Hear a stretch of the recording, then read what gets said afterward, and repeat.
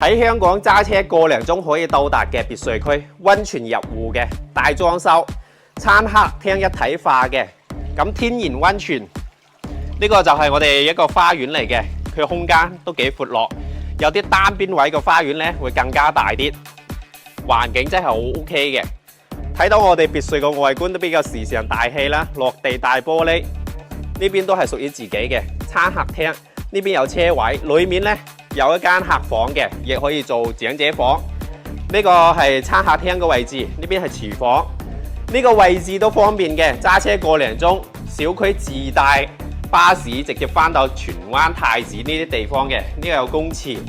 咁平時如果話釣魚咧、出海啊，呢邊真係好方便，直接可以坐遊艇出海釣魚嘅，可以自己買翻遊艇都 OK。